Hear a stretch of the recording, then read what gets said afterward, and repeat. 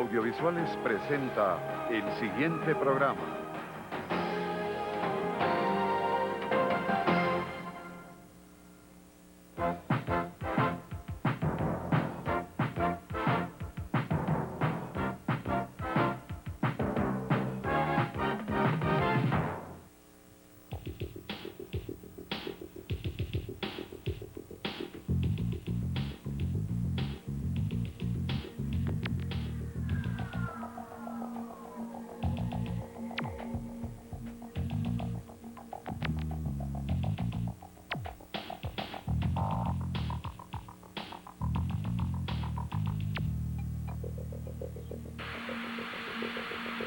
Bienvenidos al Taller del Artista.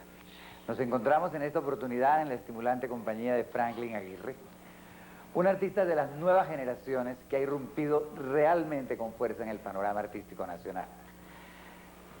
Franklin nos contará a lo largo de esta entrevista sobre los conceptos, las motivaciones, los propósitos de su obra. Pero veamos antes un corto video sobre la vida y el trabajo de este excelente pintor. El artista bogotano Franklin Aguirre estudió en la Facultad de Bellas Artes de la Universidad Nacional, pero su pintura se inició antes de haber recibido su primera clase. Además de pintor, el artista se expresa por medio del diseño y es el líder del grupo artístico Matracas, así como el creador y principal promotor de la Bienal de Venecia, un certamen que se lleva a cabo en el barrio capitalino de este nombre y que busca involucrar a la comunidad en su realización, hecho que pone de relieve su inclinación por la gestión cultural y su interés por la reflexión teórica. La obra de Franklin Aguirre se halla en estrecha sintonía con la actitud y las preferencias de las últimas generaciones, y así se hace manifiesto en su gusto por los colores fuertes y brillantes, por el manejo de los medios electrónicos y por un tipo de trabajo que más que reflejar el mundo circundante, intenta enriquecerlo y comentarlo. Sus pinturas revelan una gran imaginación y libertad, y también una aguda carga de humor que las acerca a las tiras cómicas y a la ciencia ficción, y por ende a la tradición del arte pop. Pero son obras que emiten mensajes relativos al comportamiento de la sociedad y a sus valores, y que inclusive en ocasiones conllevan cierto ánimo crítico, a pesar de la evidente irrealidad de sus protagonistas. Franklin, ¿estas son las obras más tempranas que tú trabajaste? Sí, estas tienen más o menos unos 9 años y fueron los primeros ensayos de una técnica que quería trabajar, que era el esmalte sobre la madera. Pero hace 9 años tú ni siquiera habías entrado a la universidad. No, por eso, pero es que pues, yo pinto como desde el colegio, porque me iba bien, yo llenaba los cuadernos de mamarrachos y me sacaban algunas veces de clase por eso, pero gracias a Dios. Entonces utilicé esos dibujos para reciclarlos y hacer lo que estamos viendo acá. O sea que tú desde que estabas en el colegio sabías que ibas a ser artista. Pues yo quería al menos hacerlo, ¿no? O sea, si lo iba a hacer, pues quién sabe, pero pues sí me fue bien. Pero lo que es extraño es que de todas maneras tu obra tenga como desde ese entonces un estilo. Fíjate, esto se emparenta mucho con lo que estás haciendo ahora. Pues sí, es que hay como gustos que permanecen, por ejemplo el color plano, la línea negra que limita la figura, algunos colores metalizados, volúmenes, colores contrastantes. Es como eso, ¿no? Y eso ha permanecido y lo quiero, quiero que permanezca, ¿no? Pero hay cosas que has descantado, porque aquí hay, por ejemplo, muchos chorreones, mucha action painting, diríamos. Sí, después esto es como basado en Pollock, ¿no? Yo me leí muchísimos libros y yo hacía muchas investigaciones, sobre todo formales, a través de la historia del arte, y una de ellas era eso, pues me interesó el action painting de Pollock. Me interesaron algunas figuras concretas como sí, esta es una obra la geométrica. abstracción abstracta, me interesaron obras de los años 70, luego lo que se hacía con aerógrafo en los 70 también, en fin, es como una mezcla de muchas posibilidades. Pero la iconografía es totalmente tuya. Sí, es totalmente tú no te basaste en la obra de Warhol ni en la obra de nadie, no. Sino que puede ser que el estilo tenga algo de deuda con el pop.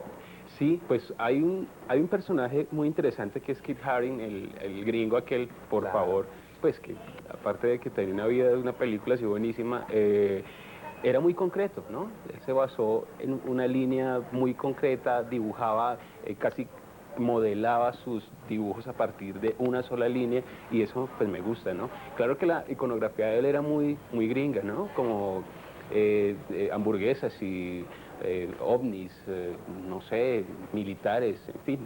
Y pues yo, no sé, quiero esto es Pero más tú- onírico, es como medio... ¿Pero tú fuiste grafitero alguna vez? Claro que sí, pues a ¿Ah, mí sí? me ¿Tú sacaron hiciste corriendo grafiti? más de una vez, sí. En la universidad, bueno, yo hacía grafitis antes, pues obviamente textuales y hacía uno que otro dibujito por ahí ensayando porque pues, los grafiteros son maestros para manejar una lata de spray, eso se requiere mínimo unos 5 años para hacer tags, sobre todo como están haciendo ahora en Alemania y en toda Europa. Y yo no, yo era simplemente con una brochita y con un tarro de vinilo por todo lado. La universidad, la ventaja era que tenía el espacio dispuesto y como ese espacio me permitía hacer las cosas y tenía cierta seguridad porque estaba la universidad encerrada, pues a partir de eso comencé a trabajar y no, y permanecieron. Hay muchos grafitis que aún después de 5 o 6 años están y están compitiendo con las consignas de los grupos que hay en la universidad y pues me parece chévere porque cada uno dice las cosas de su manera y se respetan esos códigos. Estamos viendo La Señal.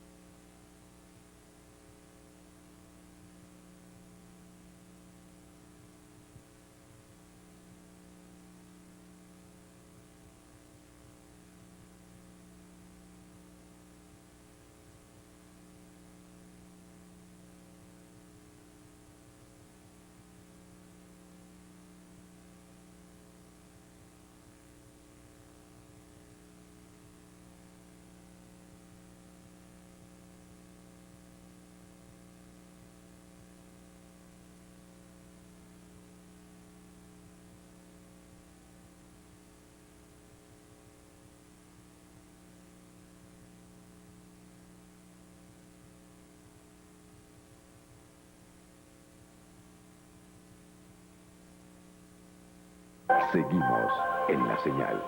¿Qué te aportó la universidad? La gente. Uy, esa es la pregunta del millón. Yo creo que la academia es eso, la academia es como la gente. Pues porque uno sabe manejar los referentes, si uno quiere, se lee los libros que quiera o se mete a internet y busca lo que quiera. Pero la gente lo cambia a uno y los maestros, si uno sabe sacar lo que quiere sacar de ellos, pues ayudan como a esa formación.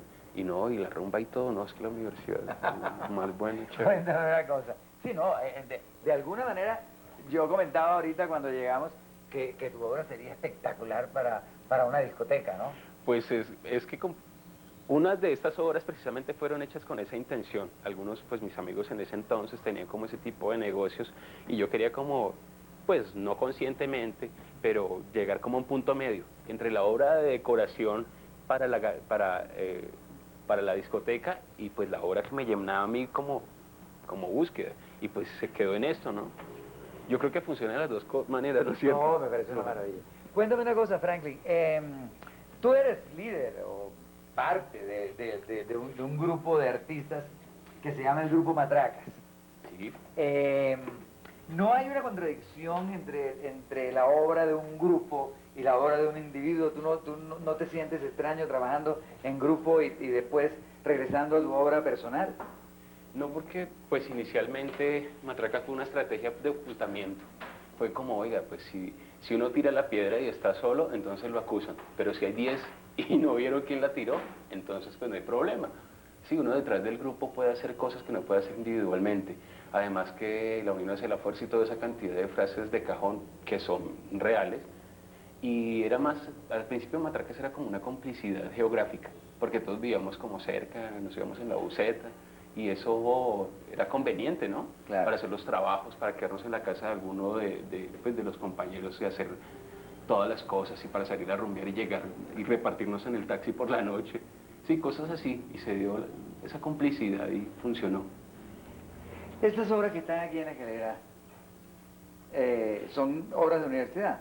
Sí, precisamente son una entrega del taller de acrílico y pues yo no tenía ni idea qué hacer. Es que nos ponían como una serie de planchas. Yo siempre he tenido con la técnica una pelea y tenaz, porque pues hay como una cuestión correcta, políticamente correcta para manejar la técnica, pero igual uno puede buscar otras cosas. Estos son maderas crudas y sobre esa madera supuestamente uno tenía que imprimarla y darle la tersura suficiente para que aceptara el acrílico. Entonces yo de una comencé a hacer aguadas y la apliqué y me encantaron los colores que le quedaron como medievales y eso me dio pues la idea de hacer esta versión de los discos de Urbino, de Piero.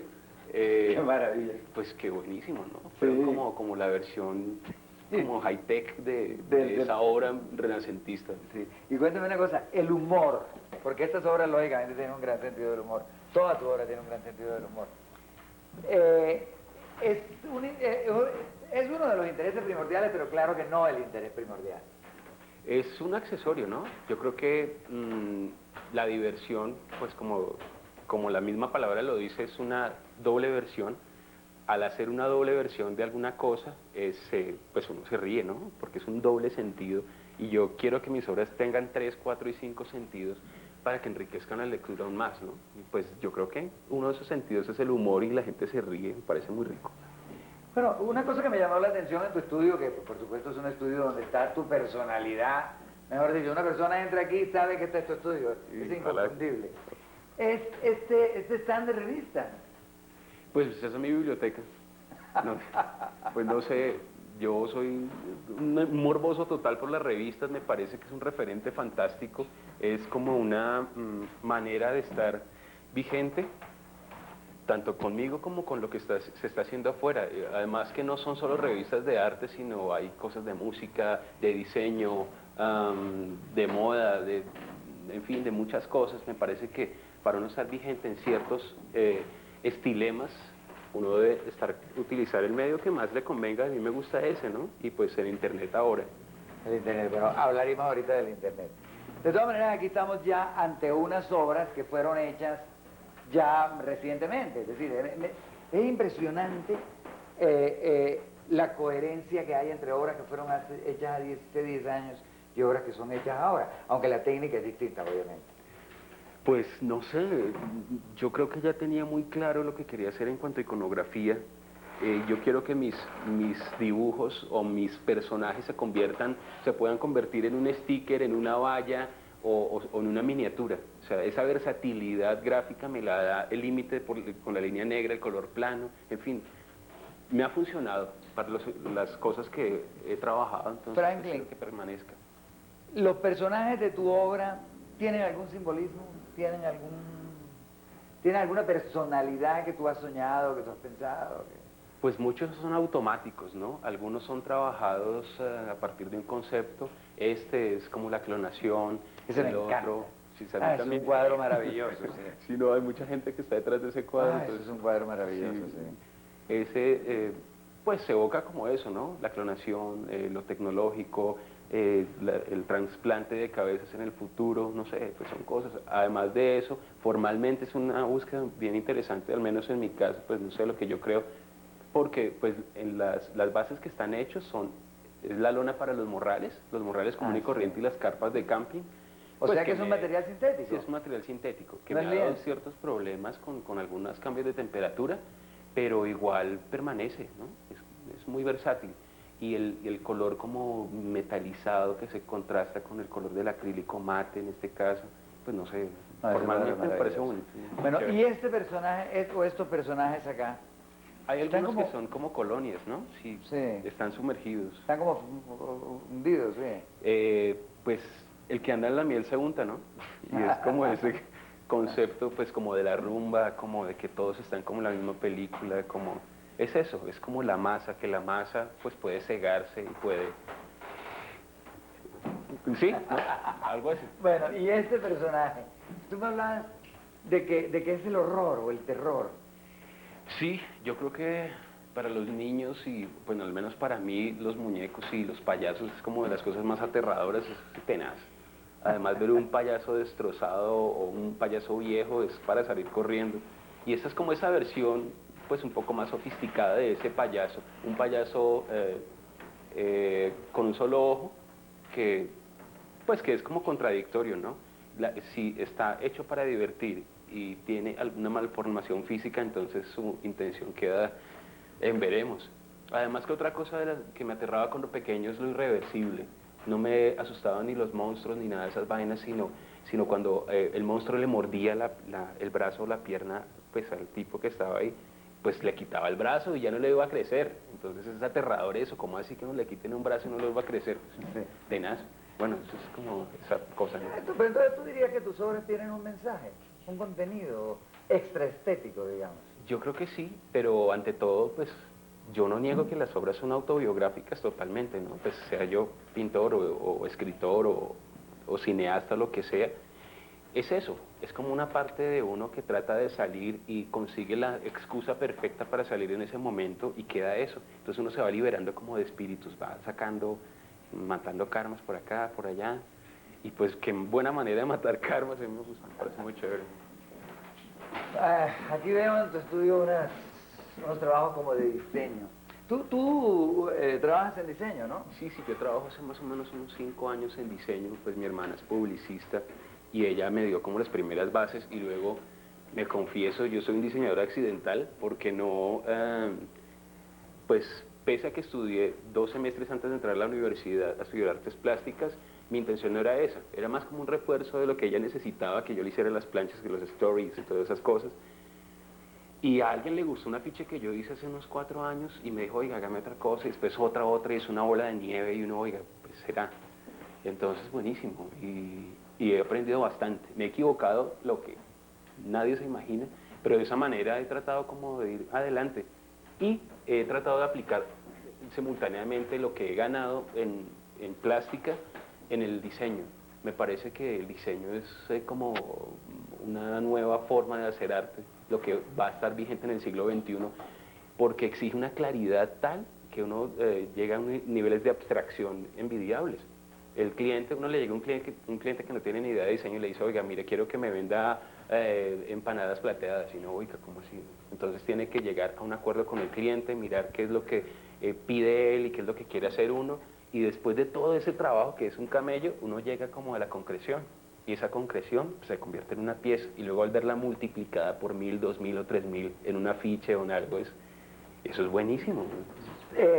¿Tú crees que tu trabajo en pintura y tu trabajo en diseño se complementan, se ayudan, se enriquecen el uno al otro, o son dos áreas que tú divides completamente? No, yo creo que es una misma cosa. Es más, haciendo mi portafolio me di cuenta que era como la misma cosa. Depende de cómo uno muestre la cosa se vende o no se vende, pues hablando en términos de diseño. O puedo buscar las mismas cosas en plástica, pero me parece que es mucho más fácil hacerlas acá. No, creo que la una se complementa con la otra, no hay ningún problema. Bueno, esta obra es antigua, iba a decir. Antigua, es del siglo XVIII. Bien. Esta obra es de las primeras, ¿no? Sí, sí, Es de la que utilizabas una pintura como industrial. Pues yo, pues a partir de una exposición a la que yo fui en la Universidad Nacional, en el museo, Beatriz González, que ella trabajó madera y trabajó esmalte sintético, me encantó el brillo y el color tan perfecto que da el esmalte, y pues comencé a trabajar mi iconografía a partir de lo que vi, los resultados de ella y de la investigación. Allá hay anécdotas de bodegones, bueno, está la ciudad, está Bogotá, bueno, en fin, hay muchas cosas. Este personaje se mantiene desde entonces hasta ahora. Así es, más bonito. Ese es un cronopio, ese es un personaje que yo dibujé cuando tenía como unos 7 años más o menos. Yo estaba muy dormido y me desperté de un momento a otro y cogí un papel y comencé a dibujarlo, Entonces lo guardé en una carpeta y luego haciendo esos aseos que uno hace, esos reciclajes del principio de año, lo encontré y pues la alegría sí buenísima. Y lo adapté pues como a lo que había aprendido en la universidad y bueno, obviamente es más que esto. Y llegué a este personaje, que mucha gente se ha enamorado de él, entonces yo creo que no me voy a despegar de él en mucho tiempo. Se llama Cronopio. Y fue casual, me gustó el nombre de Cronopio porque me gustó. ¿Pero lo viste en Vargas Llosa? Y después, sí, claro, y después le apliqué la versión de Vargas Llosa pues de que es un personaje que perdió su tren por andar contemplando los girasoles.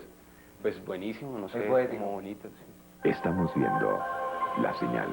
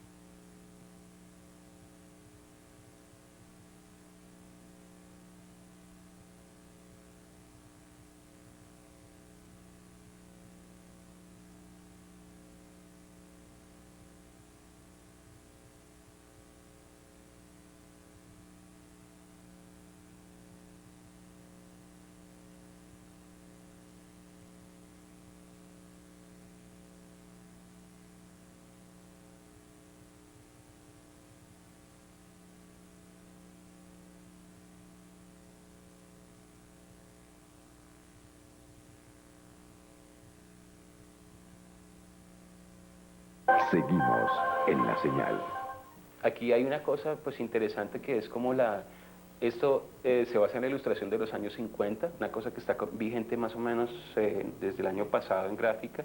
Entonces quise aprovechar eso, como esas cartillas para aprender a leer, esos dibujos muy planos y muy claros. Entonces quiero llegar como a ese tipo de dibujo ahora.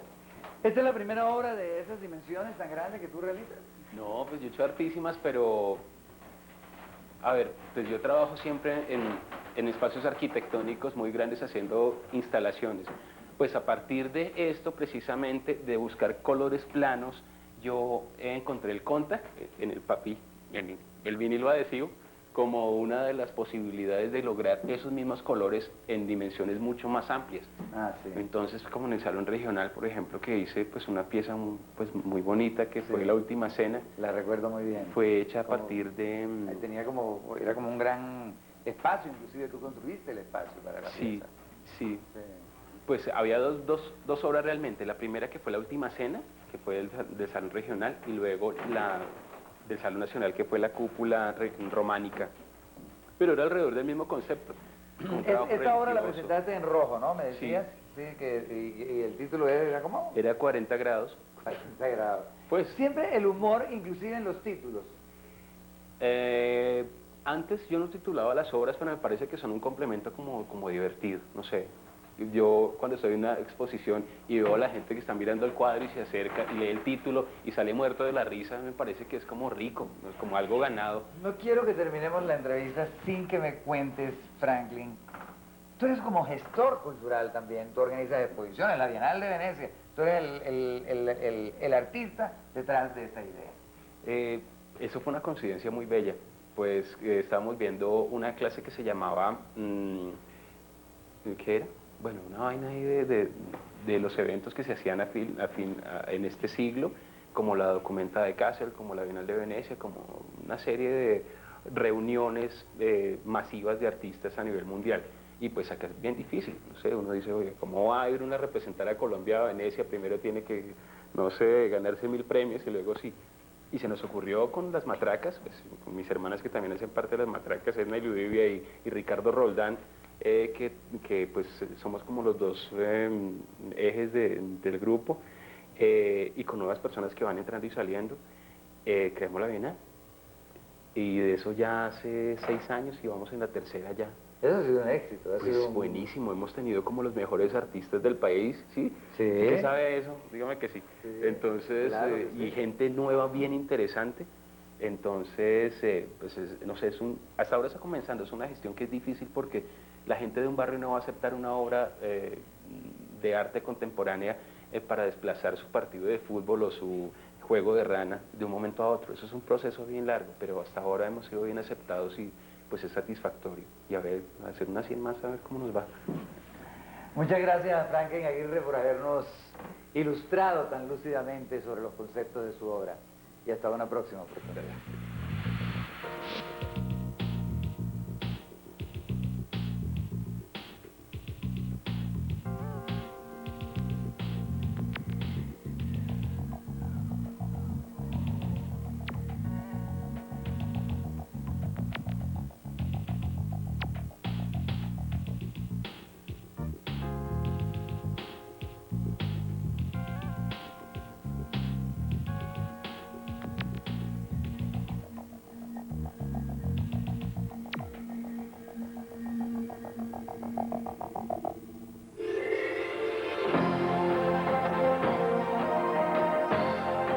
Audiovisuales presentó el anterior programa.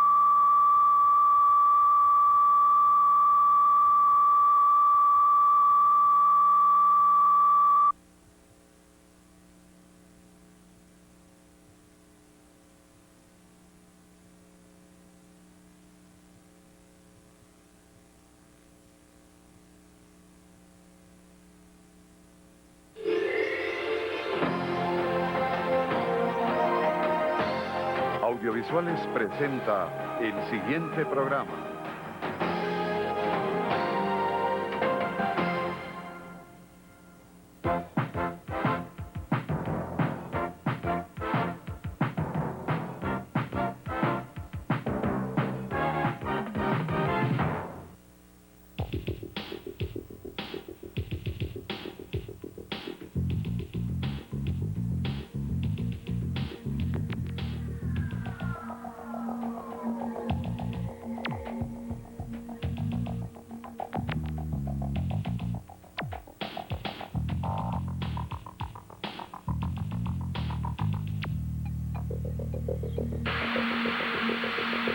Bienvenidos al Taller del Artista. Nos encontramos en esta oportunidad en la grata compañía de Luis Hernando Giraldo, un artista de reconocida trayectoria y cuya obra se cuenta entre las más sensibles y más ricas en alusiones y referencias que se han producido en el país. Con Luis Hernando conversaremos durante los próximos 20 minutos sobre las reflexiones que ha suscitado su trabajo y sobre su evolución como artista. Pero veamos antes un corto video sobre la producción de este excelente pintor. El artista caldense Luis Hernando Giraldo se graduó en la Facultad de Bellas Artes de la Universidad Nacional y desde 1970 ha llevado a cabo diversas exposiciones individuales y ha participado en numerosas colectivas como los Salones Nacionales y la Bienal de Bogotá. Su trabajo ha llamado permanentemente la atención del público y la crítica, tanto por su carácter evocativo como por su solidez como planteamiento estético. La obra de Luis Hernando Giraldo revela una personalidad sensible y perceptiva, capaz de convertir visiones y recuerdos en imágenes de gran vuelo poético. Su obra es una mezcla de raciocinio y espontaneidad, en la cual figuras simbólicas reconocibles emergen entre una especie de abstracción gestual para aludir no solo a las circunstancias de la infancia del artista, sino a enseñanzas de la historia del arte que han colaborado en la consolidación de la pintura como un medio expresivo de posibilidades infinitas. En sus lienzos se hace manifiesto un planteamiento emblemático, puesto que su contenido resulta de la sumatoria de diversas reflexiones, cuyo carácter lo establece el color. Podría hablarse de paisajes mentales en relación con su trabajo, pero realmente es el mapa, como indicación de territorios más allá de la obra misma, el símil más apropiado para referirse a su pintura. Luis Hernando, en un texto muy bello que escribiste para el catálogo de esta exposición en el Museo de Arte Moderno, tú te reconoces como heredero de la cultura greco-caldense. ¿Qué significa exactamente ese término para ti? A ver, lo que significa el término, de todas maneras, es algo que lo tomo con cierto humor. A comienzos del siglo, un grupo de intelectuales caldenses pues se agruparon y se dio algo que se dio en llamar la cultura greco-caldense. Digamos, al leerlos, al ilustrarse sobre ellos, encuentra que soñaban un poco o mucho con Grecia. Entonces pues veían esa colina y pensaban que era el Partenón, y veían la otra colina y ese era el Olimpo, y juraban que allá la gente cogía café recitando a Virgilio, por ejemplo. Entonces, de todas maneras es algo bello y es algo que mezcla muchas cosas y que hizo cosas buenas y también cometió errores. A veces arrasó con un poco de lo que era la arquitectura colonial paisa en Manizales y en algunas otras ciudades, pensando en que había que ser una ciudad lo más bella posible según el momento que se estaba viviendo. Entonces, pues en ese sentido yo sé que hay algo de eso, que si uno, habiendo nacido allá, pues todos tenemos como un poquito de ese greco-caldense, y de pronto pues lo dejo como crecer un poco en mí y me gusta y lo tomo con cierto humor y me gusta que aparezca un poco en mis trabajos una relación con esa filosofía. No un poco, aparece bastante, no tanto la filosofía, sino Caldas, el mismo Caldas. Sí, Caldas. Yo recuerdo que tal vez no el primero, pero de los primeros cuadros tuyos que yo vi, me llamó la atención de que me sugerían mapas, de que me sugería, sí, como una reflexión sobre las montañas, los lugares de este país. ¿Eso se ha mantenido en tu obra? Yo creo que se ha mantenido constante. Lo que cambia no es el espíritu, prácticamente el espíritu se conserva, se llegan cosas nuevas, ideas nuevas, formas, enfoques. Pero cuando voy, digamos, a Salamina y a Pácora y me estoy un tiempo, por lo general hago los mismos dibujos que siempre he hecho y como en los mismos sitios, y todavía me enriquecen y todavía me renuevan. De todas maneras, esas primeras pinturas que tú hiciste eran un poco más simples que lo que estás haciendo ahora. Más simples, no de simplicidad, pues, podrían ser muy complejas desde el punto de vista conceptual, pero lo que quiero decir, eran menos barrocas, menos abigarradas que estas obras que estás haciendo últimamente. Más... ¿Qué te llevó a ese cambio estilístico, digamos? Más sencillas en su forma al comienzo. Sí. Lo que sucede es que se siguen dando así de sencillas y llegan otras con muchos más elementos, más barrocas, donde se reúne como... Hay algunos cuadros en los que yo considero que está como escrito todo, y otros donde solo escribo una frase. De todas maneras, hubo un viaje en tu infancia, de Pácora, donde tú naciste, sí, a Salamina, sí, que te marcó y sigue apareciendo en tus obras. Y sigue siendo importante. Y sigue siendo importante. Aquí, por ejemplo, ¿cómo se reflejaría eso? Esta es La ciudad en la distancia y es el último o la última de esa serie que he llamado Los solitarios de la ciudad en la distancia. Solitarios los he llamado así porque alguna vez hice una relación con un recuerdo que tengo. Mamá me mostraba en su mano un anillo de piedra blanca y me decía es un solitario. Luego ya cuando estaba pintando en la universidad alguna vez pensé que para pintar uno tenía que sacar como de lo más profundo de la mente, como de una mina oscura, una piedra a la luz para que brillara. Y por eso lo llamé solitario. La relación no es con personas solitarias, sino como una joya. Como una joya. Y para pintar así, para tener esa visión de Salamina en la distancia, realmente yo tenía que nacer en Pácora, cosa que además me encanta. Sí, porque es yendo de Pácora a Salamina que uno tiene esta visión. La ciudad en la distancia ha sido Salamina. Ahora, la distancia es una distancia o una distancia física y mental. Y en cierta forma los dos pueblos, Pácora y Salamina, se funden en esos cuadros.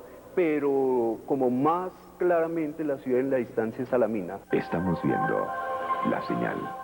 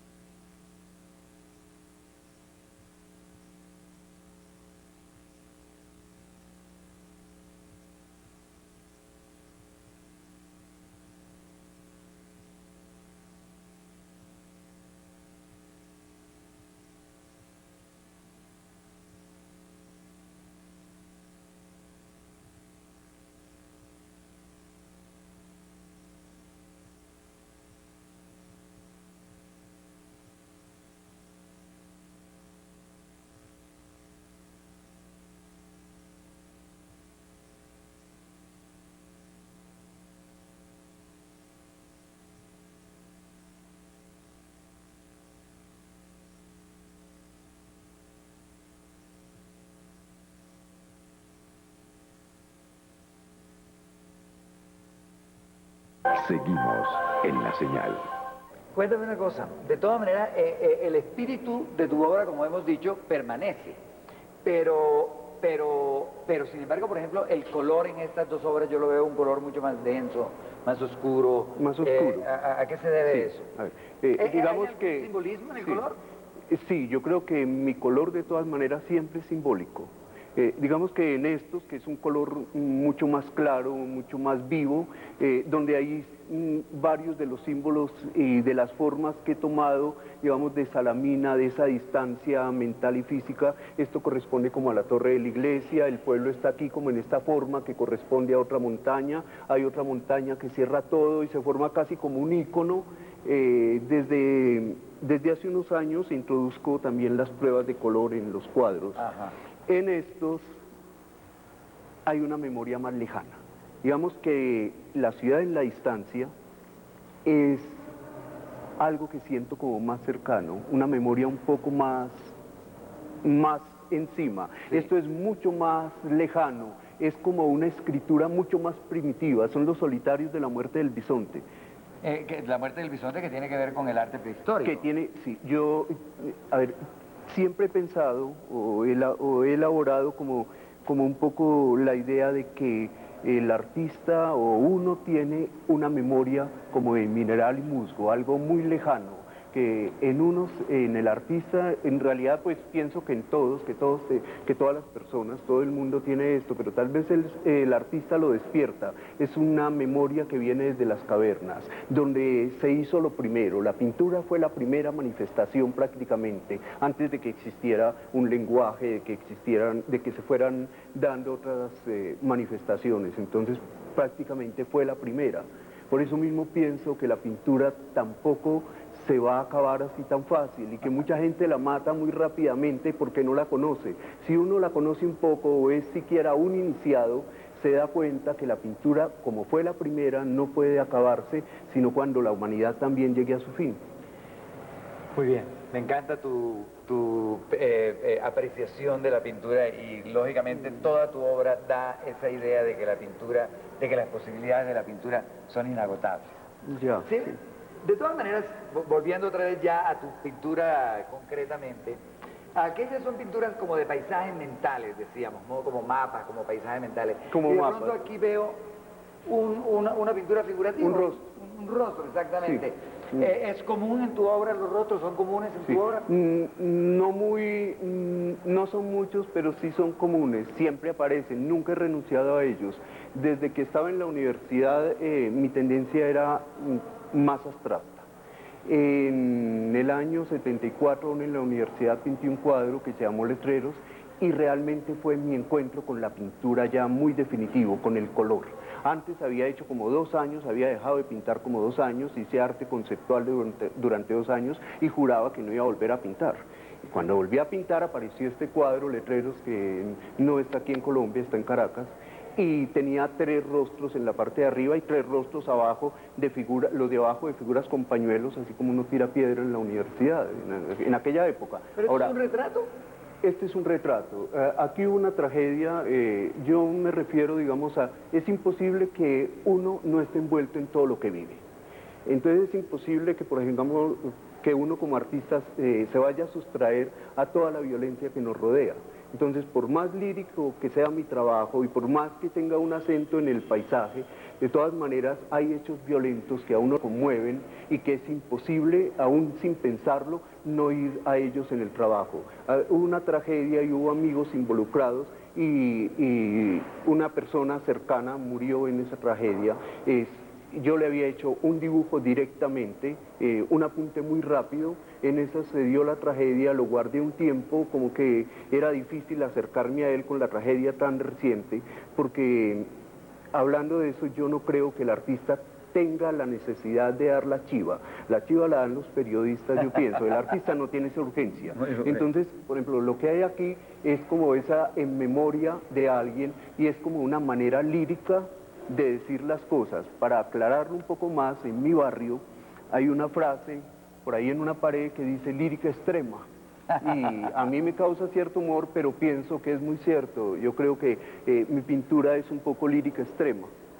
Esta pintura también difiere, es decir, tú has tenido lógicamente una evolución muy clara desde el punto de vista estilístico. Yo te decía que a mí esta pintura me recuerda un poquito el arte colonial en cuanto que hay una figura central y una cantidad de adiciones que se leen emblemáticamente, una especie de jeroglífico para realmente uno tener el concepto total de lo que quieres decir.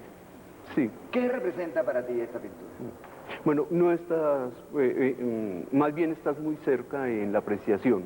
Yo creo que cuando, pues si uno es de esta cultura, que de todas maneras tiene unas bases muy religiosas en mucho sentido, no es tanto de si crees o no crees, sino que hay una cantidad de elementos que desde que naces empiezan como a ser importantes para ti, forman parte de tu crecimiento, del desarrollo de uno. Entonces, supongamos aquí esta fuente, esta es la pila que está en el parque de Salamina.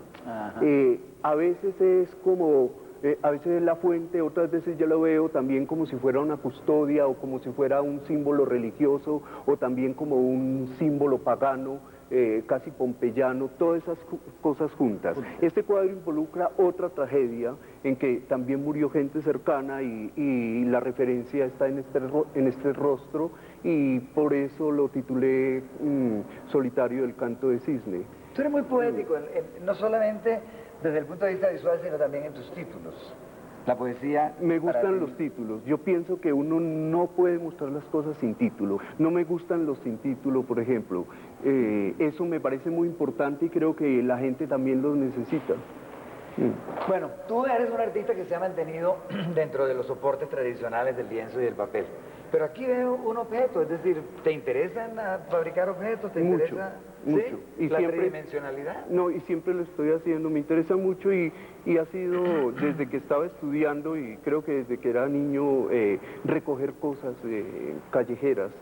Todo lo que me llama la atención, no para determinada obra, sino que lo que me llama la atención lo recojo, y cuando se va dando un objeto como estos, por lo general ya los elementos los tengo y voy encontrando cómo irlos ensamblando. ¿Cuál Esto es el título? se llama Ulises, entonces por eso está la piedra con la sirena, y esta parte como pues misteriosa, arcaica.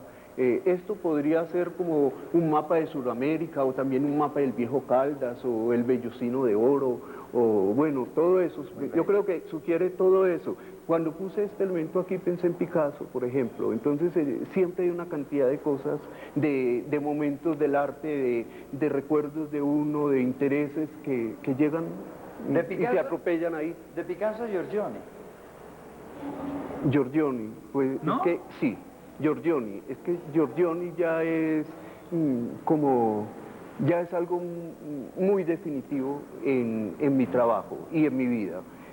Fue un encuentro para mí maravilloso, fue un encuentro en los libros. No he visto las pinturas en Europa, no he ido, solamente lo conozco en los libros, y el encuentro fue ahí, fue como de espíritu. Yo sentí un poco que no que yo era semejante pintor, sino que había algo en mí que podía entenderse con semejante mito y que podía ser una inspiración para mí. Bueno, este es un boceto de ese. Este es un estudio para el homenaje a Giorgione. En un principio pensé rodearlo con esto, pero en grande no me gustó, no funcionaba, y preferí... Miremos, bueno, Y preferí que fuera... ¿Y por qué solo. el homenaje a Giorgione tridimensional? A ver, Si él era básicamente un pintor. Sí, a ver, Giorgione es una figura muy misteriosa. Realmente de Giorgione se sabe muy poco, y que haya pintado cuántos cuadros, pues al principio se pensaban que eran como 100, después 50. Ahora la única certeza que hay es que pintó 3 cuadros. Hay muchísimos cuadros que se creen de él, otros que fueron como de alumnos. Tiziano fue alumno de él y originó toda una época, la que llamaron el giorgionismo. Entonces, Giorgione era un pintor muy misterioso, muy extraño, muy metafísico, esotérico. Parece que como si en sus cuadros hubieran claves extrañas que aún no se han descifrado. Básicamente lo que primero llega de él es el paisaje. Y también es el pintor al que se le atribuye haberle dado al paisaje protagonismo en la pintura, no un telón de fondo solamente como de una manera rapsódica como en la música, sino un protagonismo. La Venus en un paisaje es básicamente un paisaje todo, con el cuerpo, con todo. Entonces yo quise hacer que tengo siempre en mi estudio como rollos que mancho, y de ahí nació la idea del homenaje a Giorgione, que lo quería hacer desde hace tiempo. Entonces, cuando se hace un homenaje, por lo general, decir, lo más natural es que descubran un busto o una placa. En este caso, quise hacer una columna que al mismo tiempo fuera como un pergamino, porque en los cuadros de Giorgione aparecen, por ejemplo, en los 3 filósofos hay 3 figuras, de la cual la más anciana está abriendo como un pergamino muy extraño, unas claves que llaman o que lo embrujan a uno, le dan como un sentido muy misterioso con él. Entonces lo que encontré en Giorgione fue como una comunicación con un misterio que siempre he sentido, y de pronto encontré un pintor que me mostró un misterio como el que en mi interior yo presentía. Estamos viendo La Señal.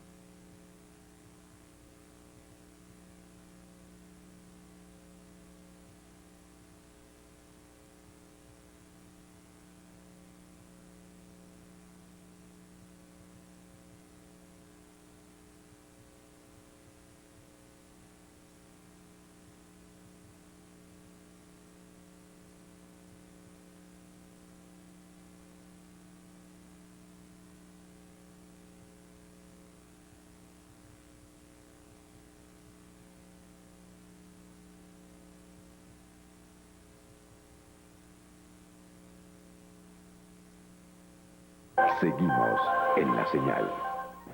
Pero te decía de Picasso y Giorgione porque veo entonces que las influencias, o no las influencias, sino los homenajes tuyos van de la antigüedad a la contemporaneidad. Sí. ¿No? También el romanticismo, Yo en fin. entiendo la pintura como todo al mismo tiempo. Uno, en este momento, yo creo que en este momento de la historia, cuando la pintura, en muchos casos, para poder sobrevivir, se ha despojado de todo, hasta de la belleza, en este momento de la historia yo pienso que uno es una síntesis de todo. Y por eso digo que es una memoria de mineral y musgo desde las cavernas hasta acá.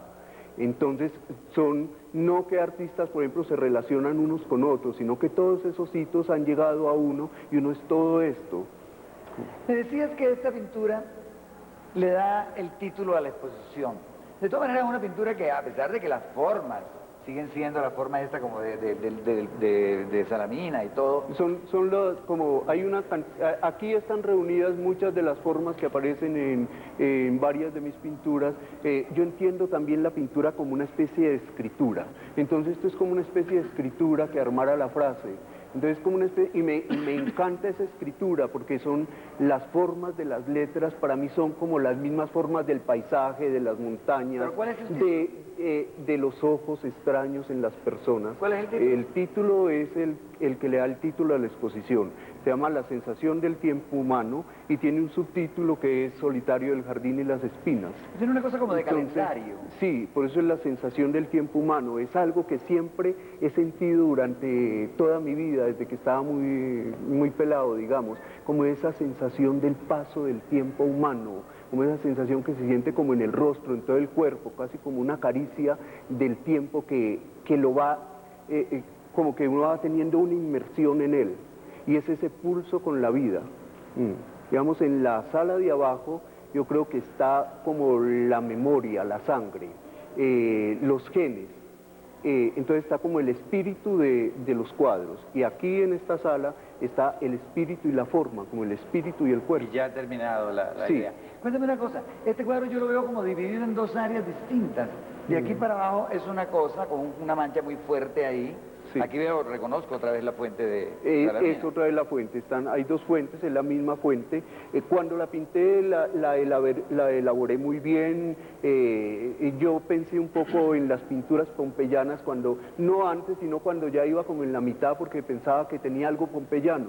Y cuando la terminé muy bien elaborada, sentí inmediatamente la necesidad de que le cayera algo como si fuera más fuerte, como un chorrión de sangre, unas manchas, y muy directamente vinieron estas manchas que cogieron casi todo. Entonces, como que al subir estas manchas, ya toda esta parte se dio sin dibujo previo. En esta parte sí hay dibujo previo. Ahora, yo creo mucho en el dibujo, me parece que nunca se debe abandonar. Y aunque hay unas partes muy directas en mi trabajo, hay otras muy elaboradas que requieren un dibujo muy pensado.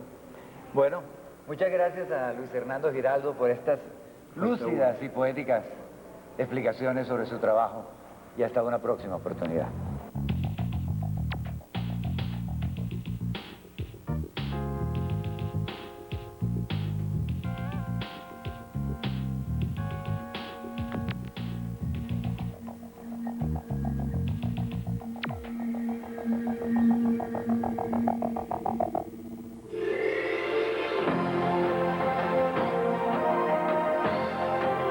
Audiovisuales presentó el anterior programa.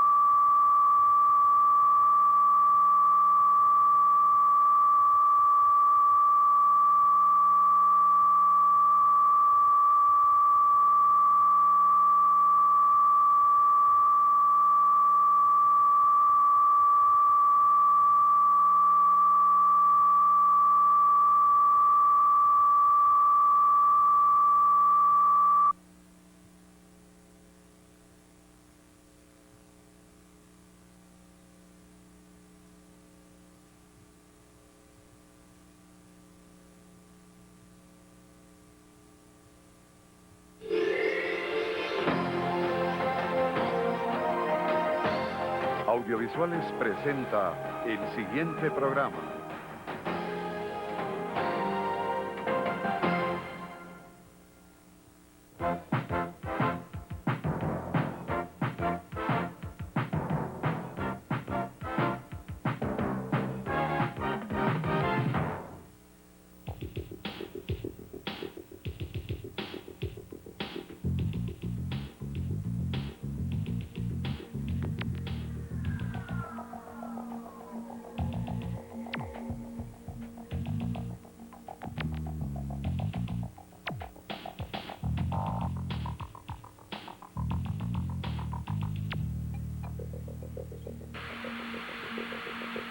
Bienvenidos al taller del artista.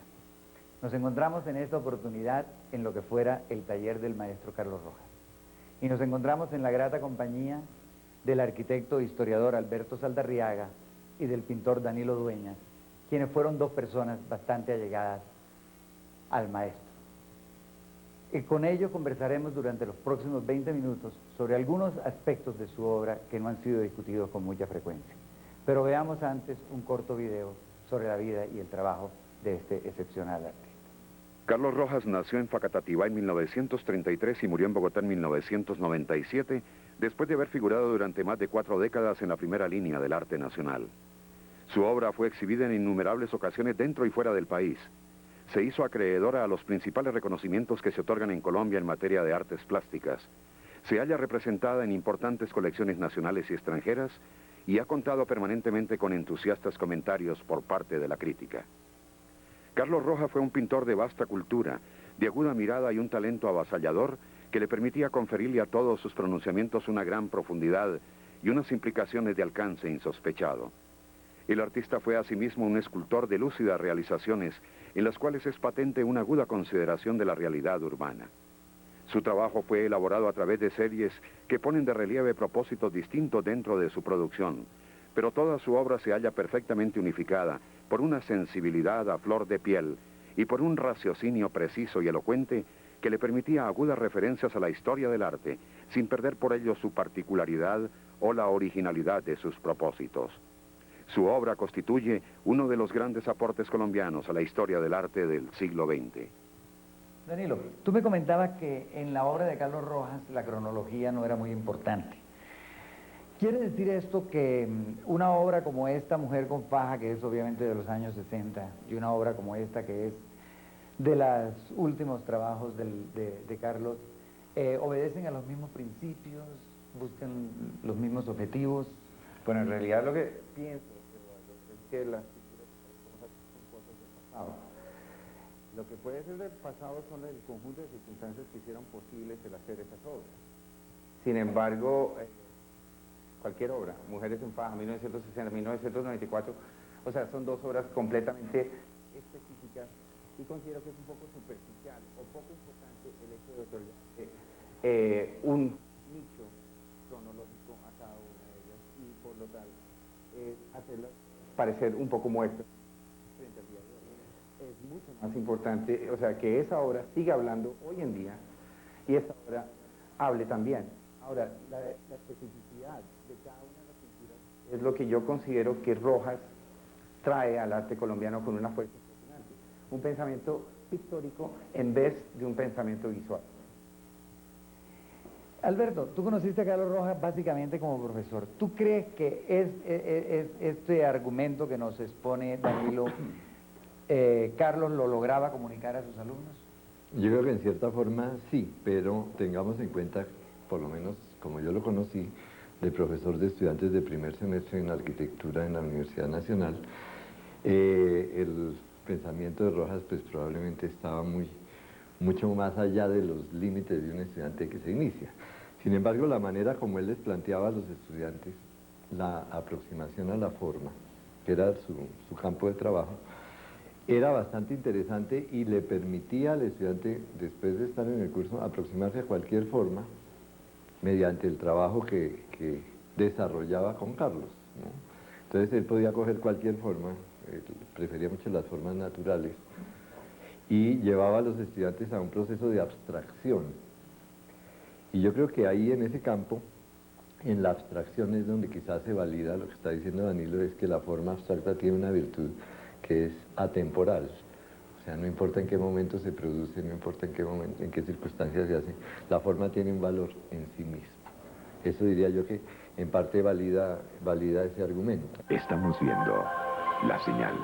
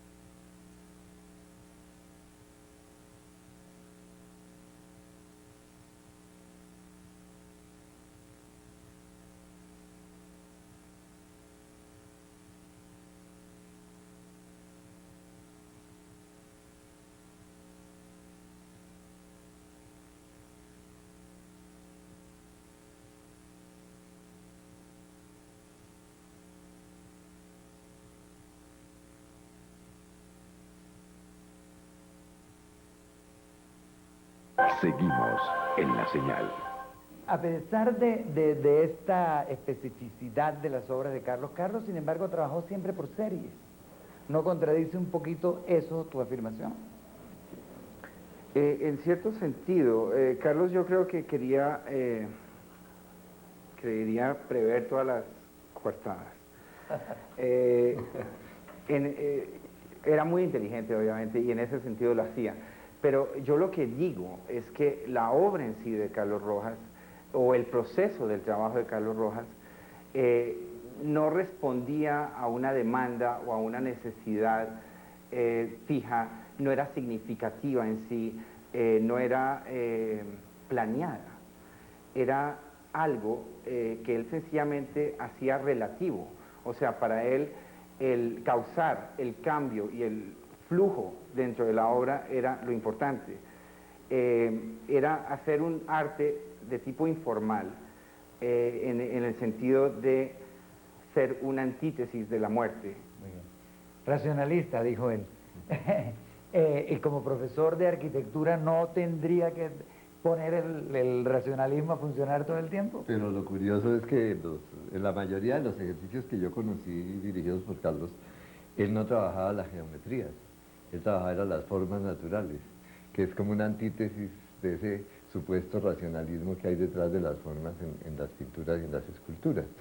Entonces, en su recuento de formas, él hablaba, por ejemplo, de la hoja de tal planta, y cómo a través del estudio de la hoja uno podía llegar a una dimensión de la forma absolutamente separada de la hoja, pero desarrollada a partir de ese estudio. Yo lo que creo es que Rojas hacía una sopa.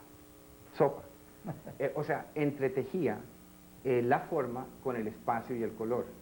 Era entretejer todo esto junto para lograr esa relativa o esa verdad relativa dentro de la obra. Pero esto obviamente no era opresivo, o sea, no estaba sujeto a la muerte, digamos, de algo típicamente geométrico y absurdo. Sigamos caminando por esta pequeña exposición de Carlos que han querido conservar su familia y que realmente nos da una idea de la obra en general del artista. Cuéntame, entonces para ti, Danilo, ¿tú crees que, o pues para ti, Alberto, para los dos, ustedes piensan que el racionalismo y la... Es decir, ¿hay una parte racional en la obra de Carlos y también una parte intuitiva? Yo lo que creo es que es muy harto ver a Rojas como el artista abstracto, como el artista monocromático, como el artista texturado, como el artista reticular. O sea, son determinaciones, o sea, que dan los críticos hoy en día, pero que son demasiado sosas con respecto a lo que significa Carlos Rojas. Carlos Rojas, o sea, se le baja la contundencia calificándolo así estilísticamente. Entonces, si Rojas decía, por ejemplo, yo no tengo un estilo, yo no voy a permitir que surja un estilo Rojas, es ¿por qué? O sea, ¿por qué? Porque sencillamente, o sea, se nutría de lo otro para poder hacer. Si está trabajando esta obra, coge la tapa de la, o sea, es lo que esté a mano, coge la tapa de una pequeña caneca de basura amarilla que tenía, coge un vaso que está cerca, y coge el pote de pintura Viniltex que tenía cerca. O sea, todo entra, es eso que está en ese momento. Las circunstancias inmediatas. Las circunstancias inmediatas, o sea, lo que lo circunda en ese momento. Por eso era una maravilla, o sea, era genial en ese sentido. Y es en ese sentido que quiero calificar la obra de Rojas como informal. No en el sentido del informalismo, el tachismo, la pintura action painting, sino informal en el sentido que hay un elemento informal en Beuys, por ejemplo, en el artista Joseph Beuys, que uno diría, no, no es informal. Y hay un elemento informal en Duchamp y el azar, pero que se puede ir un poquito más lejos con el elemento informal en Mondrian y que se puede ir aún más lejos con el elemento informal dentro de los impresionistas. Es en ese sentido que Rojas, inclusive me atrevo a calificarlo, o a decir que inaugura el arte informal dentro de Colombia. Cosa importante porque no mucha gente piensa así. O sea, todos los artistas visuales por lo general tratan de inducir una cantidad de imágenes mentales dentro de la obra que ya tienen y sus contenidos personales dentro de la obra, y la pintura es mejor entre menos exista de eso. Bueno, y la escultura, ¿tú no crees que, es decir, la escultura de Carlos Rojas es obviamente una escultura constructiva? Es una escultura donde la construcción es fundamental, el hecho de hacerla, ¿no es cierto? ¿Tú no crees que eso también separaría su trabajo en pintura y su trabajo en escultura, ese hecho de ser tan constructivo en una parte? El problema es que cuando hablo de arte informal, es todo el arte que se opone a la calidad constructiva del clasicismo, o sea, a las jerarquías claramente formadas. Rojas lo que hace es otra cosa, no constructivismo, es un tipo de constructividad que es muy distinto. De constructividad. ¿Cuál es la diferencia entre constructivismo y constructividad? Esto es una diferencia pues que me aventuro a decir ahorita, obviamente estoy tratando de armar la cosa, pero constructividad es una constructividad que siempre está por definirse, o sea, no está definida, mientras que el constructivismo en sí está definido. ¿Me entiendes? Ya tenemos las jerarquías claramente determinadas y el constructividad es la actividad de hacer. O sea, Rojas pintaba y la cosa emergía, o sea, la cosa salía. Es completamente... ¿Y en la escultura? A ver, yo vuelvo atrás un poco porque me gustaría trabajar algo que ya dijo Danilo.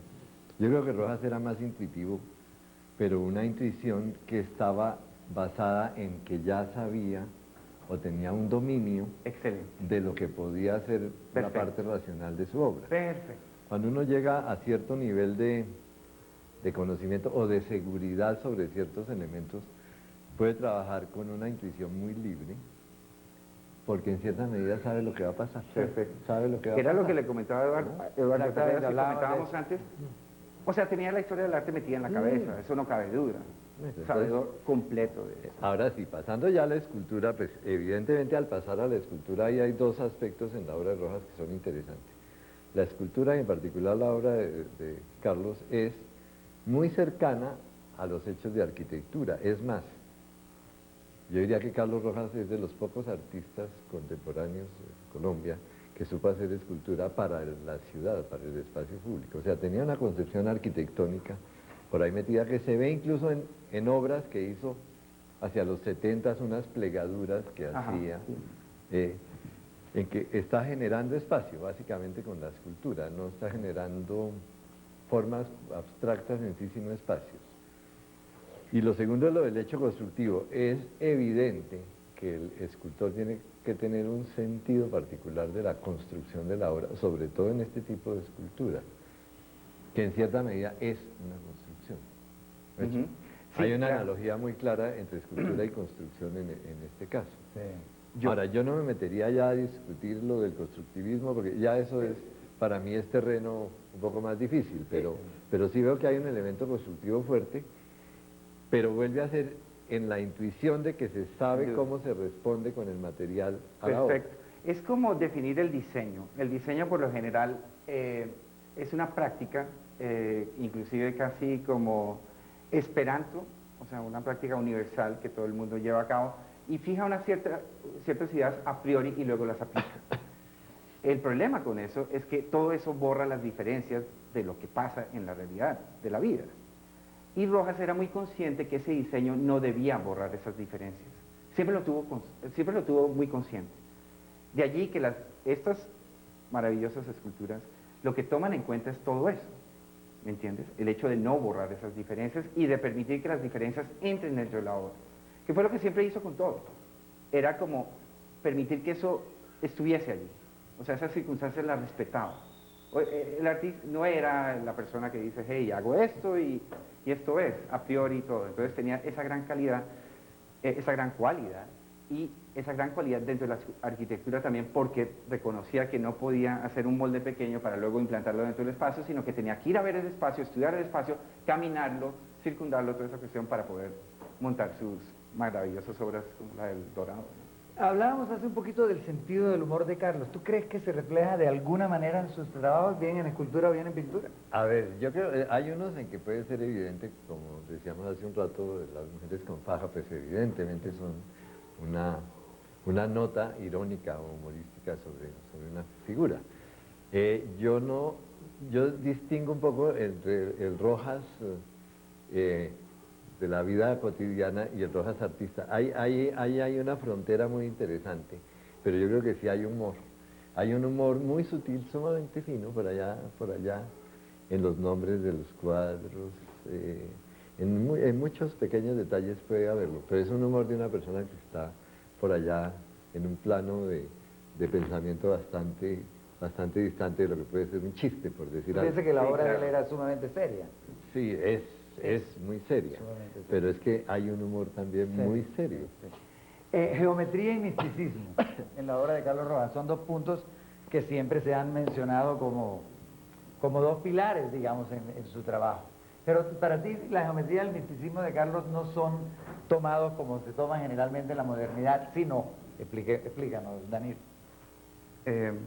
A mí me gustaría citar dos frases que él tiene. O sea, una frase referida a lo que es una línea, y otra es geometría, y otra frase referida a lo que es lo espiritual para él. Y entonces, pues me permito leerlo, bueno, lo de la línea. Rojas aclara, o define la línea. Encontrar la belleza propia de una línea, tomándola en sí misma y no como representación. O sea, la línea que vamos a ver no es la línea que conocemos. Cuando es incidida por la luz o por la sombra, ¿cómo desaparece o se profundiza? ¿Cómo se vuelve etérea esa línea? La otra definición es respecto de lo espiritual.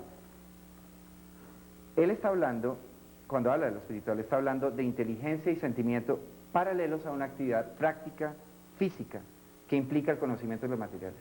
O sea, al trabajo en sí que realiza en el momento en que lo está haciendo. No algo que viene a priori. O sea, todo es allí en ese momento. Volvemos El maestro Fonseca comentaba quien trabajó muy de cerca con Rojas. O sea, la rapidez con la cual acostumbraba a medirse a cada obra. Entonces, estas dos definiciones señalizan o puntualizan, digamos, puntualizan esa especificidad a la cual nos referíamos. Son las irregularidades de la pintura. Hoy en día los pintores no toman muy en cuenta las irregularidades de la pintura, pero es lo fundamental. O sea, arte hoy en día es fundamental tomar en cuenta las irregularidades. Estamos viendo La Señal.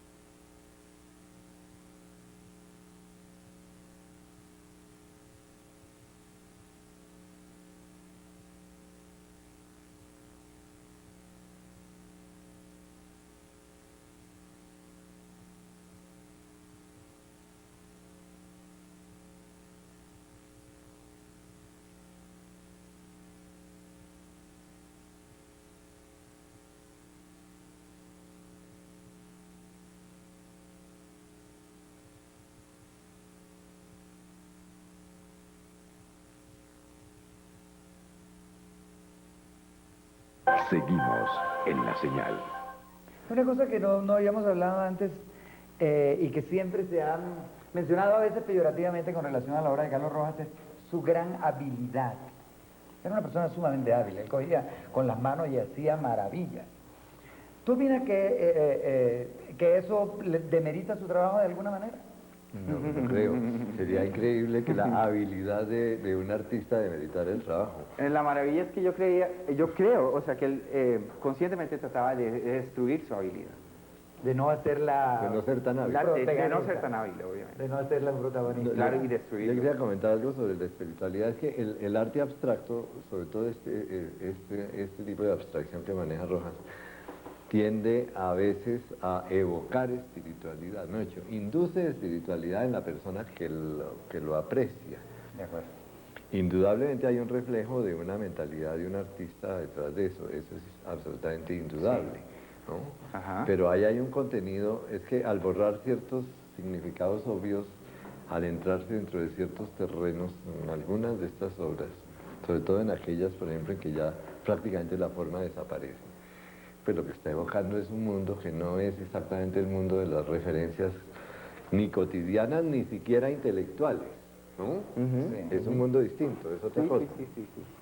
Bueno, y la línea, él dice que la línea no representa, y sin embargo, muchos de estos cuadros él los titulaba Horizontes.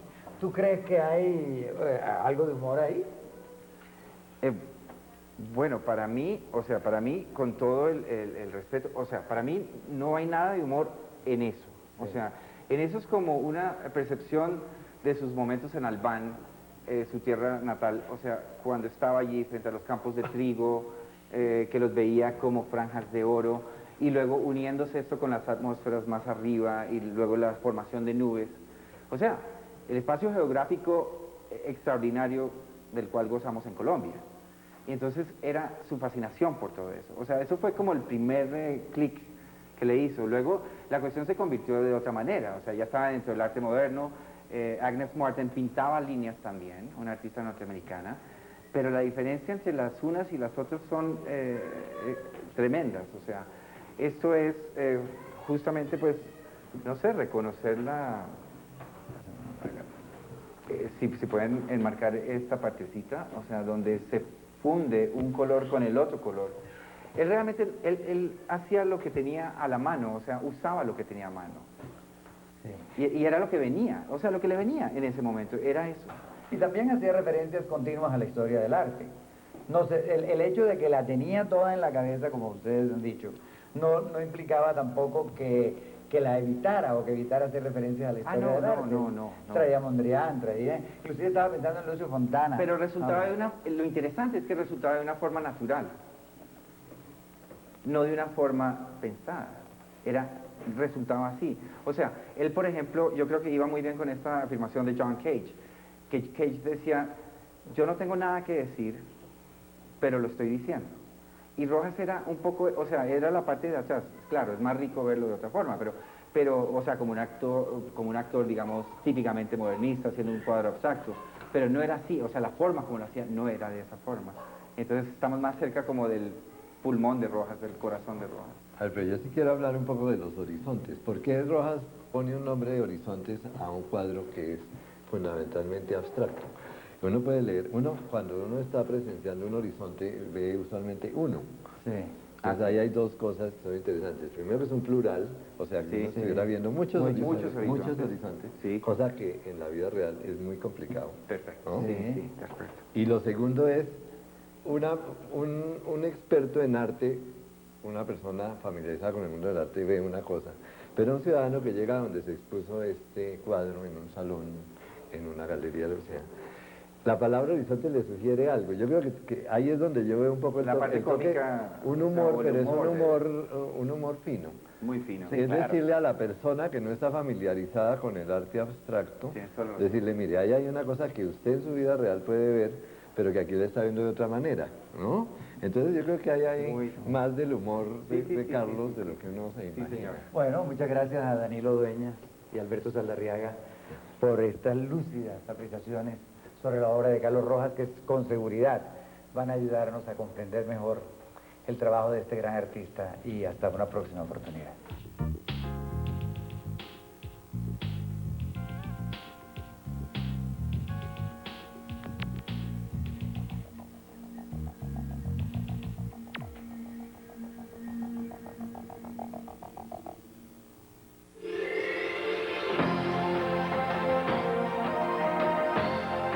Audiovisuales presentó el anterior programa.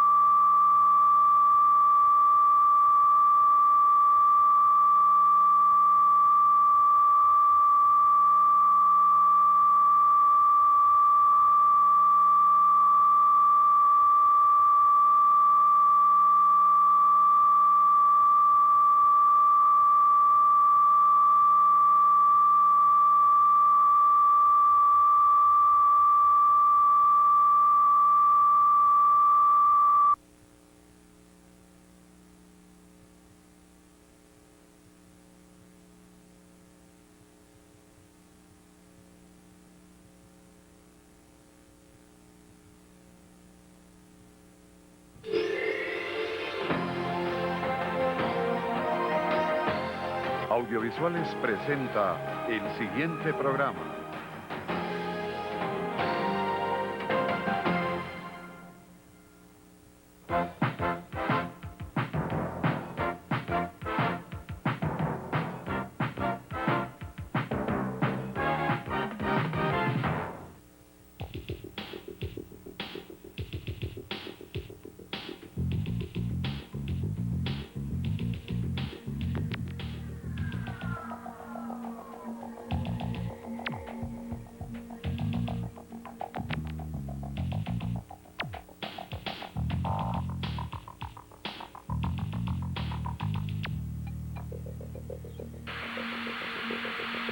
Bienvenidos al Taller del Artista.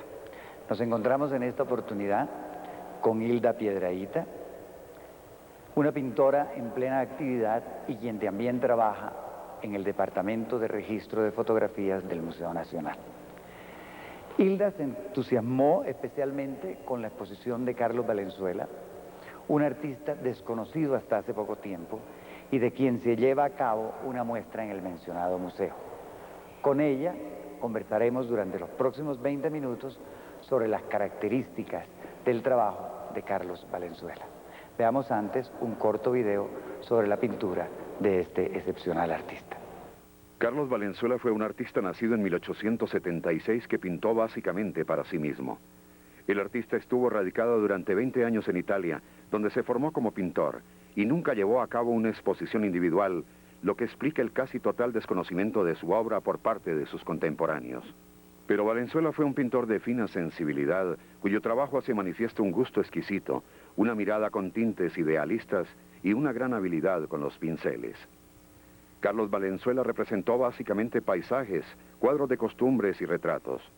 Sus paisajes son por lo regular de pequeñas dimensiones y de tonalidades delicadas y poéticas.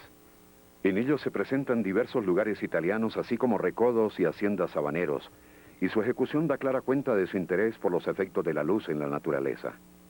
Sus cuadros de costumbres presentan aspectos placenteros de la vida campesina, mientras sus retratos, que son sus obras de más aliento, permiten comprobar no solo una innata disposición para plasmar fisonomías, sino una actitud menos solemne y acartonada que la de los retratistas académicos que lo precedieron.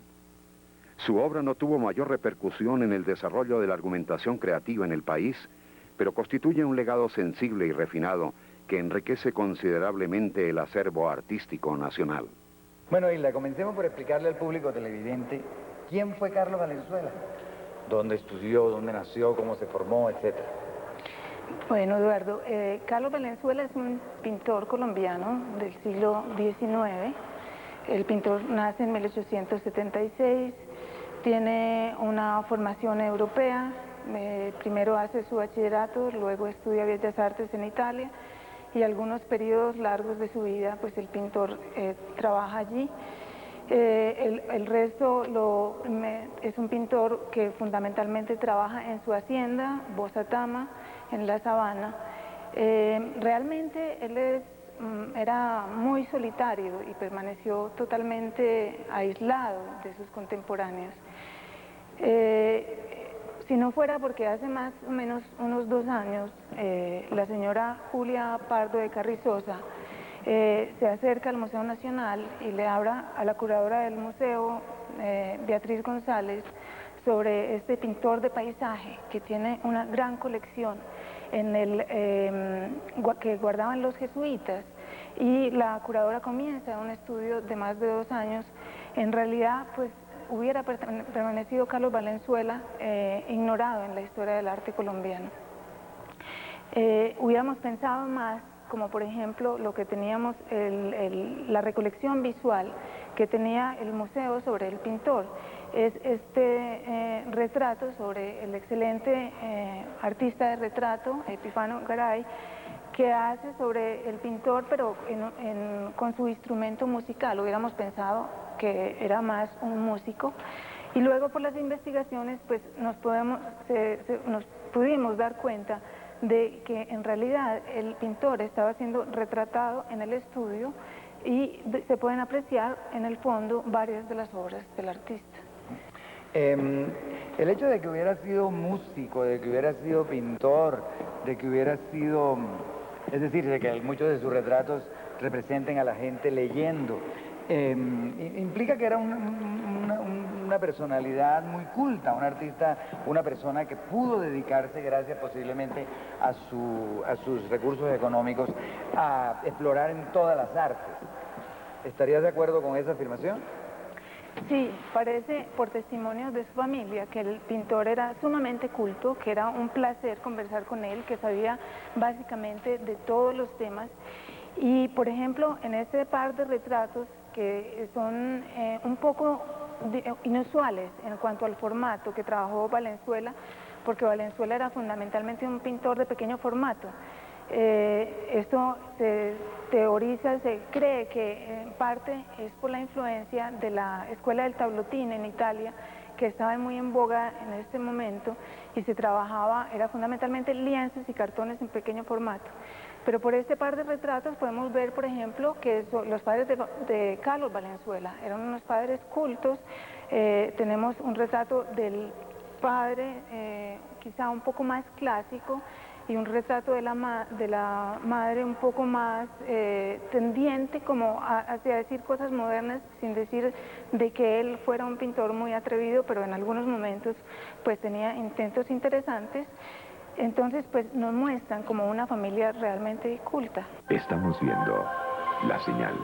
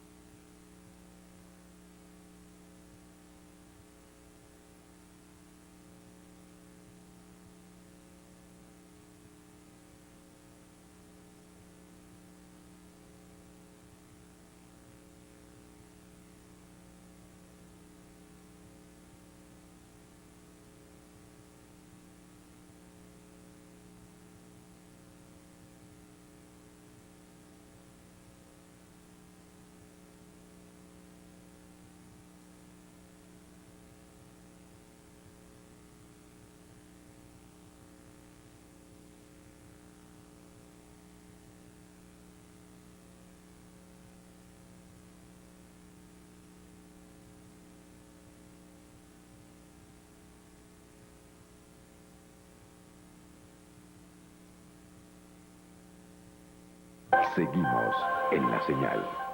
¿Cómo compararías tú los cuadros de los retratos de Valenzuela con los retratos de Garay? Esa pregunta me parece interesante y tú mencionas ahí una cosa que fue un gran conflicto en Colombia en cuanto a la fotografía. O sea, sabemos, por ejemplo, que con los cuadros de Garay, especialmente con la mujer del levita, que Garay expuso en el siglo XIX, en el Salón del siglo XIX, hubo una gran controversia si el maestro se estaba basando en la fotografía o no para hacer estas pinturas. Parece que en esta época ya la controversia no era tan fuerte, porque se cree que realmente hay dos versiones, pero es muy posible que en este momento Valenzuela se hubiera basado en un retrato de sus padres y hubiera hecho estas obras en Italia, basada en una fotografía, pero ya en ese momento pues parece que el conflicto no estaba implícito.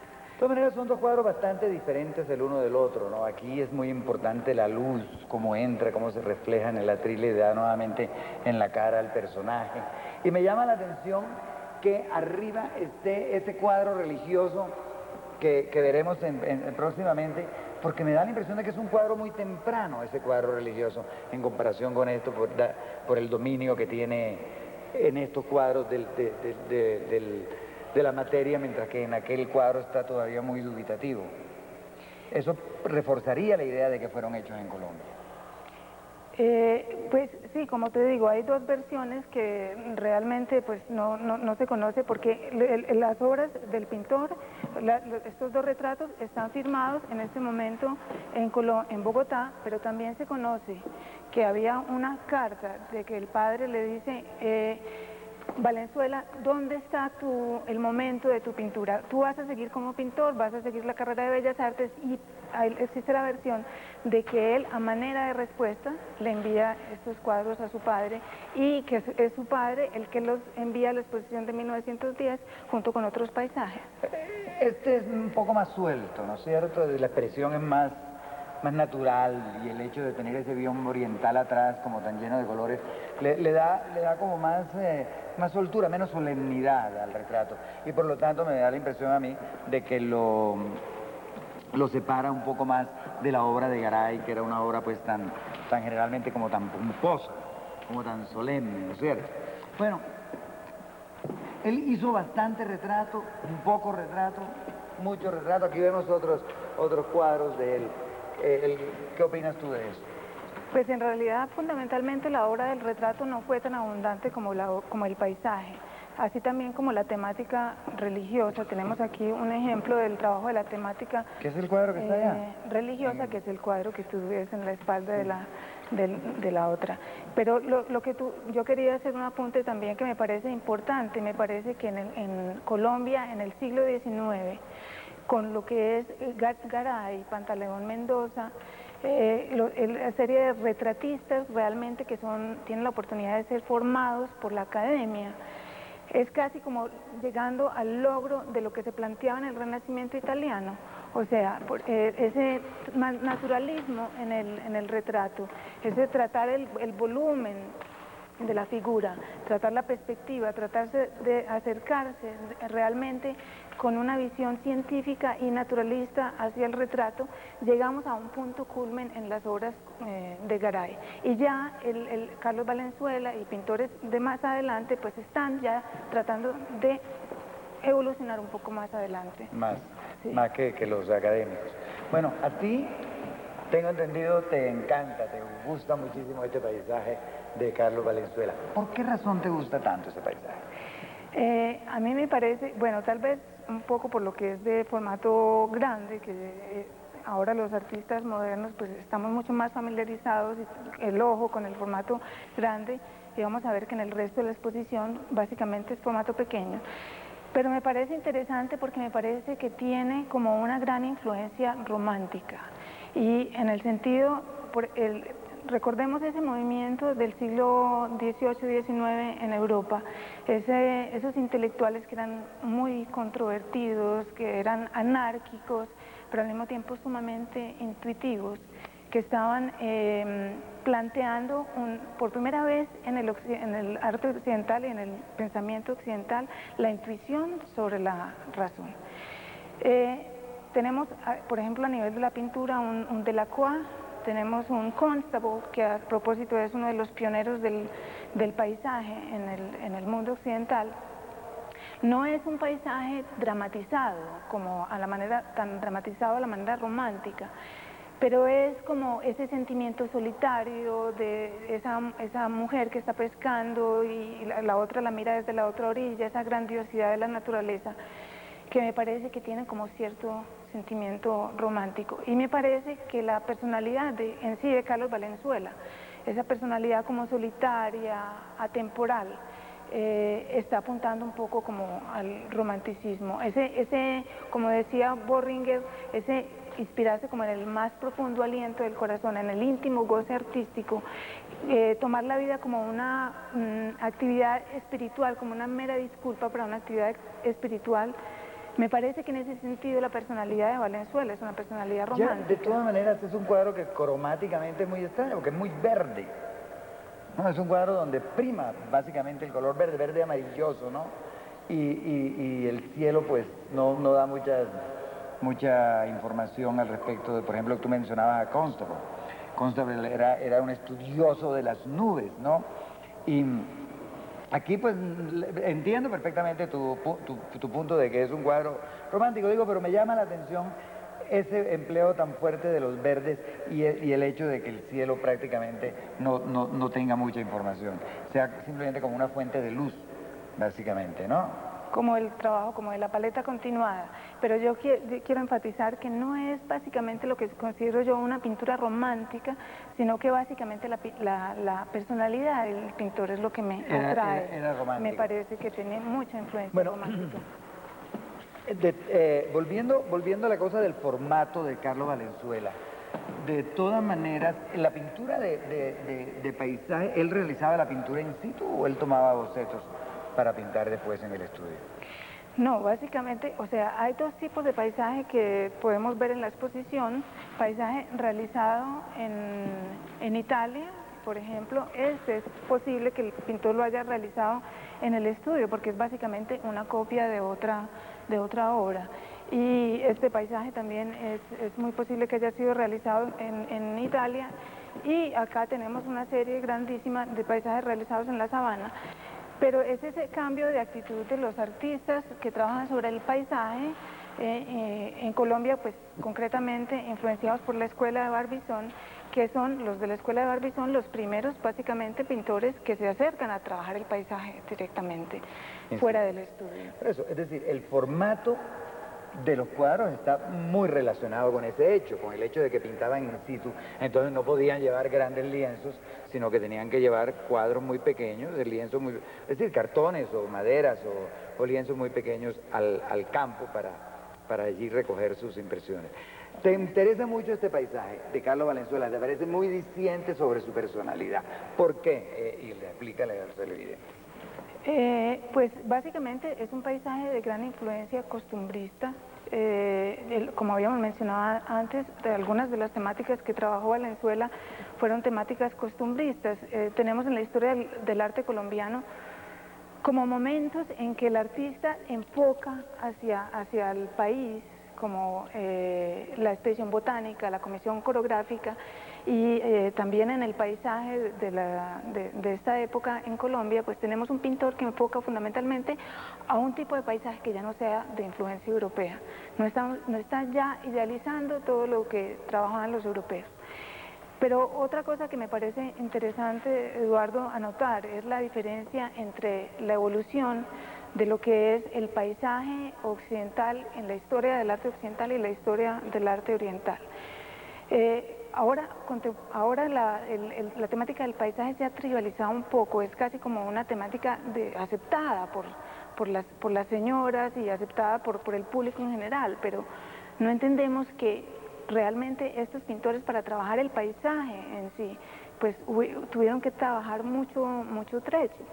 ¿Por qué? Porque en el Renacimiento, en el Occidente, hasta el Renacimiento, básicamente el pintor era un pintor con una formación antropocentrista, o sea, donde realmente si no existía la figura humana, el paisaje no se podía fundamentar en sí como paisaje, como temática solamente, con algunas excepciones que tú has apuntado en tu libro, de por ejemplo las iluminaciones del libro de las obras, y interesante, los pintores de la Reforma, los pintores flamencos, que al serles prohibido trabajar temáticas religiosas, pues entonces se enfocan fundamentalmente en el paisaje.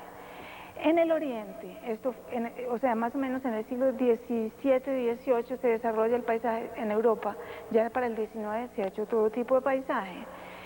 En el Oriente, en el siglo XI, empieza el paisaje a desarrollarse, y es en el siglo XIII, en la China, cuando ya se desarrolla completamente. Estamos viendo La Señal.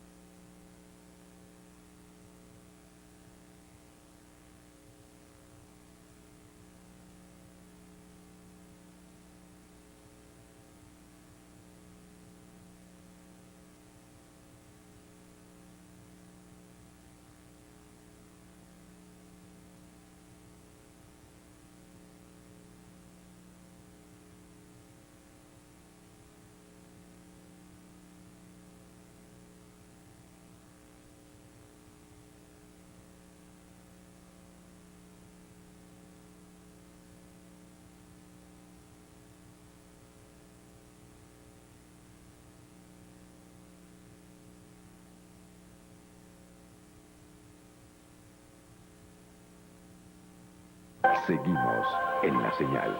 Carlos Valenzuela es italiano, pero ¿cómo lo relacionarías tú? ¿Por qué lo incluirías tú, digamos, dentro de los artistas de la Escuela de la Sabana? Bueno, yo creo que básicamente la Escuela de la Sabana, a pesar de que tenía muchas coherencias en cuanto a lo que tú dices, de que fueron alumnos fundamentalmente de Andrés de Santa María, Luis de Llano, que son los que introducen en Colombia toda esta temática del paisaje, que no se había trabajado en Colombia hasta el momento, sino que antes, pues siempre el paisaje respaldado con una figura humana, siempre la figura humana como fundamental.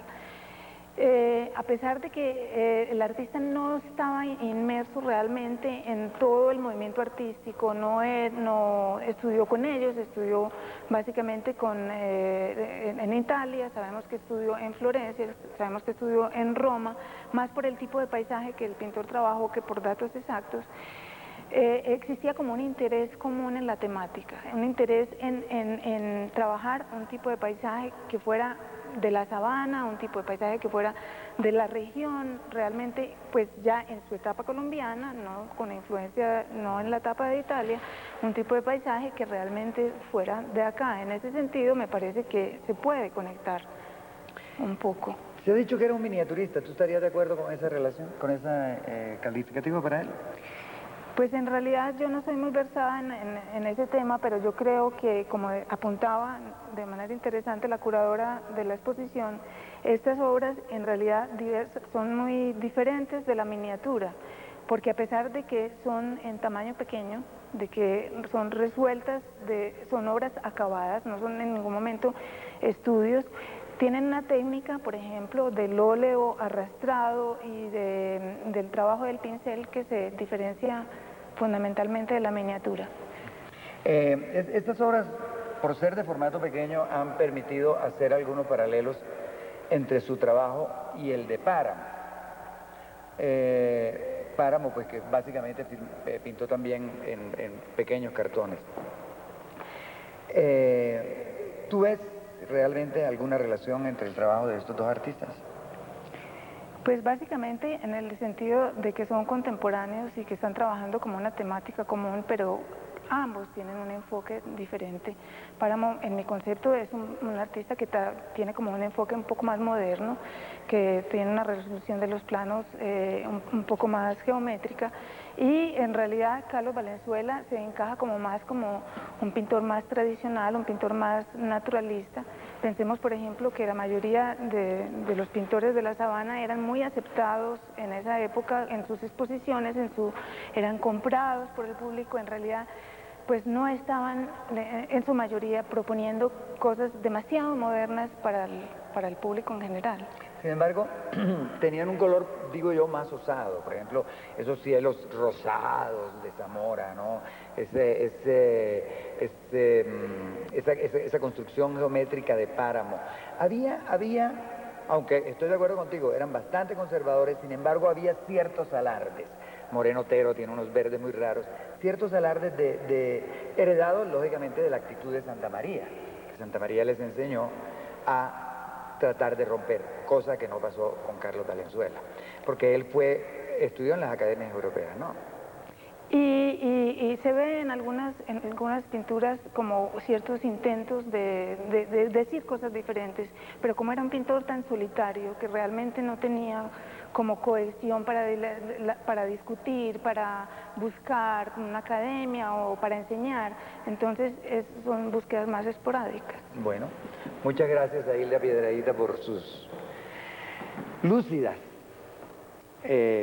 explicaciones sobre la obra de Carlos Valenzuela, y no se puede decir esta vez hasta una próxima oportunidad, aunque tal vez con otro tipo de programa.